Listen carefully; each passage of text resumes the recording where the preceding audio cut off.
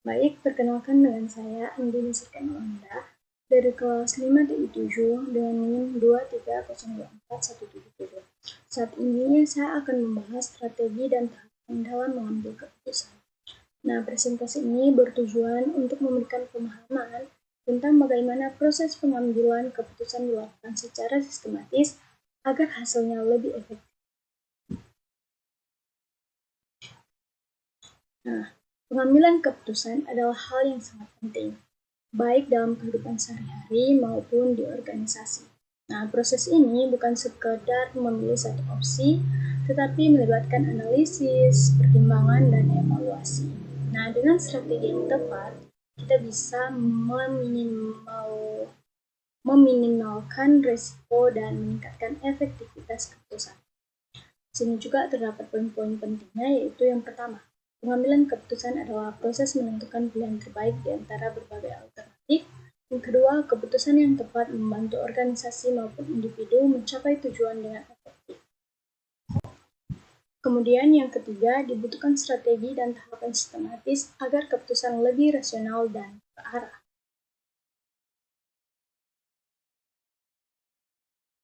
Nah, kemudian kita masuk pada tahap yang pertama, yaitu tahap fase intelijen.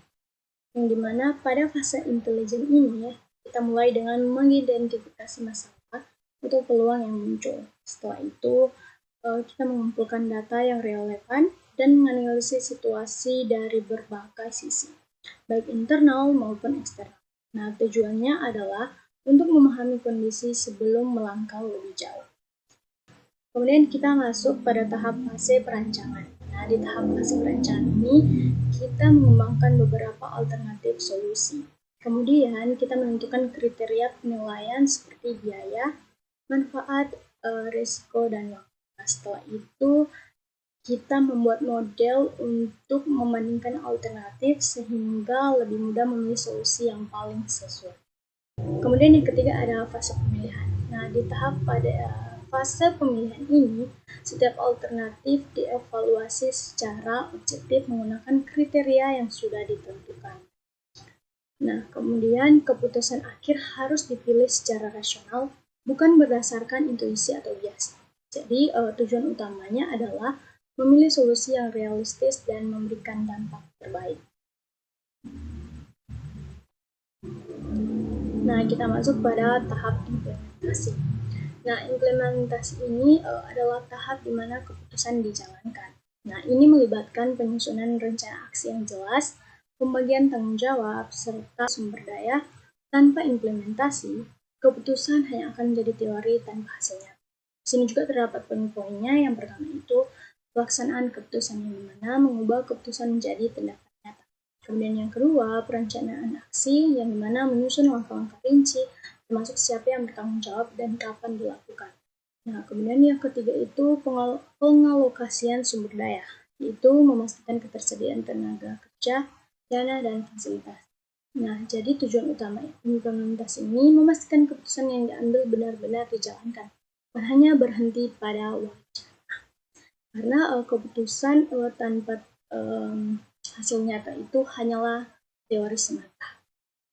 Nah, kemudian di sini akan terdapat hasil keputusan. Nah, kemudian di sini ada hasil keputusan. Jika berhasil maka menyelesaikan masalah atau memanfaatkan peluang secara maksimal. Kemudian yang kedua, memberikan dampak positif terhadap kinerja dan tujuan organisasi. Kemudian yang ketiga, menjadi acuan dalam pengambilan keputusan berikutnya. Kemudian jika gagal, maka tidak menyelesaikan masalah, bahkan bisa menimbulkan persoalan baru. Kemudian yang kedua, menyebabkan kerugian finansial, waktu, atau reputasi.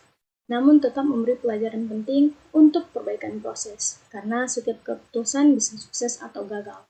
Jika berhasil, keputusan akan memberikan dampak positif, menyelesaikan masalah, dan meningkatkan kinerja. Namun, jika gagal, itu bisa menimbulkan masalah baru.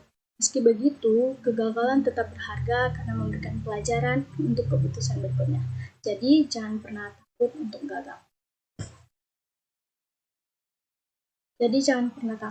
gagal.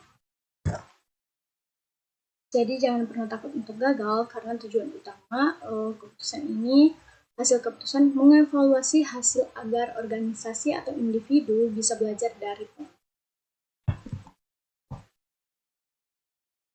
Nah, kita masuk pada kesimpulan. Jadi pengambilan keputusan perlu strategi yang jelas dan tahapan yang sistematis.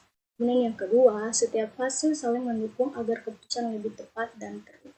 Kemudian yang ketiga, evaluasi hasil menjadi pembelajaran untuk meningkatkan kualitas keputusan berikutnya. Jadi pada dasarnya, pengambilan keputusan adalah proses bertahap yang terdiri dari intelijen, perancangan, pemilihan, dan implementasi. Keputusan yang baik bisa membawa kesuksesan, sementara keputusan yang buruk tetap bisa menjadi pembelajaran. Jadi evaluasi hasil sangat penting agar kita terus memperbaiki kualitas pengambilan keputusan. Ucapkan terima kasih. Sekian penjelasan saya mengenai tahap dalam mengambil keputusan. Jika ada kesalahan, mohon maaf. Terima kasih.